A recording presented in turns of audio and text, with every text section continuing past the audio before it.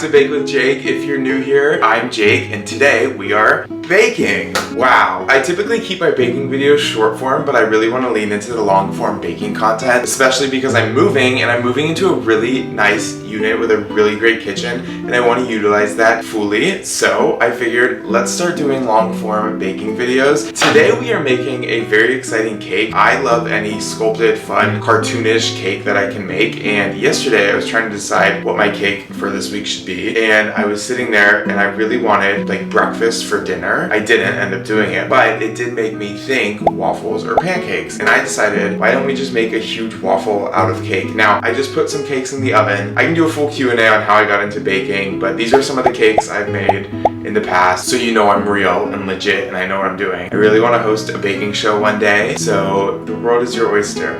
Is that the saying? Yeah, the world is your oyster. That doesn't make any sense. It's 7:15 a.m. on a Sunday morning in May. It's completely April too, Jake. Hi. Oh wait, let me show you. Whenever I'm designing a cake or writing out ideas, I do it on my iPad in Procreate. This isn't an ad or sponsored or anything of the sort, but I do just love it. And all of my past cakes, wait, I can't, one's a brand deal. I cannot show you that. Like my New Year's cake, I like draw it out and then I write like what each thing is gonna be. It's really artistic for me, and it also just kind of helps me get my thoughts on paper because I love to write things, but I want to have them all in one place. So this is chicken and waffles. I just pulled this picture from the internet, but we have our cakes, and then I'm gonna do like a, I don't know exactly how the decorating is gonna work, but we're gonna figure it out together. Okay, well, I'll talk to you when we're decorating. It's a few days later, my cakes are cooled. They didn't rise that much. These have been wrapped and in the fridge for the past few days so that they retain moisture and are easier to work with. And now I'm going to make my buttercream frosting, and then we're going to frost, decorate. I really wanna get into making Swiss meringue or Italian meringue. I just haven't played around with them enough, and American buttercream is so quick and easy for me to make. That's what I typically go for with cakes. Hi, it's editing me now, and I'm gonna do a voiceover for how I decorated these cakes. But to decorate them, I just trimmed off the top. I leveled them, each of the square cakes, and then I cut the edges off because they were a little crispy. Whenever making food cakes, I actually find it really like non-stressful, low stress, because food is very imperfect, or most of the food cakes that I've made have been imperfect,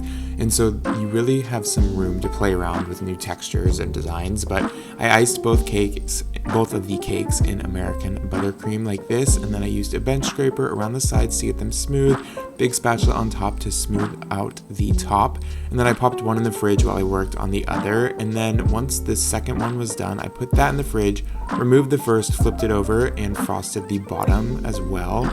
I frosted both sides because one of them I was going to cover in fondant entirely, and I just wasn't sure which one yet, so I did both. I also want to shout out How to Cake It and Yolanda Gamp, because I used her video to know how to make this cake. Because whenever I think of a cake like this, whenever I thought of, oh, a waffle cake, I immediately Google it and see who else has done it, because I don't want to reinvent something if I don't have to. And she made a very amazing one, so I basically used her technique. I extruded some fondant with clay, and then I laid that in this kind of waffle pattern on top of the cake after I transferred it to a board. And that was so that you get that waffle texture on top, the grid pattern, before you layer your fondant on top, so that way it's underneath just like that.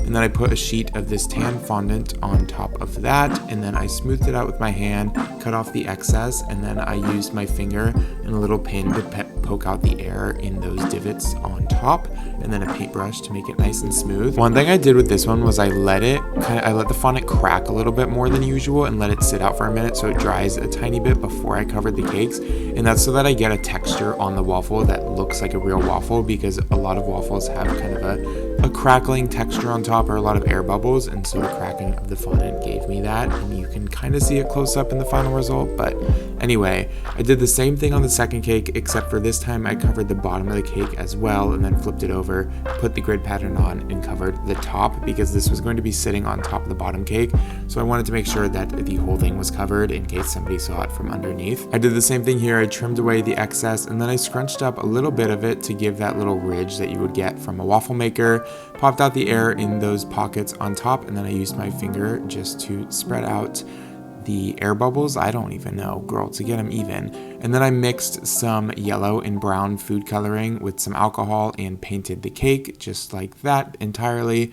And whenever you're painting a cake, getting the color right is always hit or miss. So this one I had to kind of play around with it a little bit, but I finally got one that looks like a real waffle, I think. A little toasty waffle. And then I flipped the other cake over and then placed that on top of the bottom waffle so that they looked like they were stacked on top of each other. And this is whenever I got really excited because I could tell it was coming together just like how I imagined it. And painting it always takes it to the next level, I think.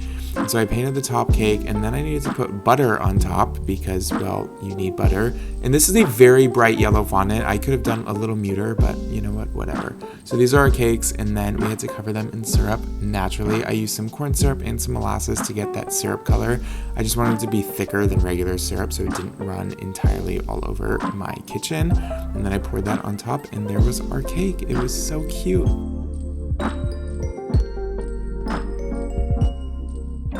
Well, this concludes the waffle cake video. I hope you enjoyed it. This was a very fun cake to make, and I guess the debate is waffles or pancakes. So maybe I need to make a pancake cake. But let me know what else you want to see me cake down below. I love you so much. Thank you for watching. Make sure to like, subscribe, comment, hit the bell for notifications, and follow me on my other social medias to stay up to date with what I'm doing in my daily life. I post a ton, running content. I'm moving apartments soon, so we're going to see a new kitchen soon. All the above. So make sure to follow me on there. Love you.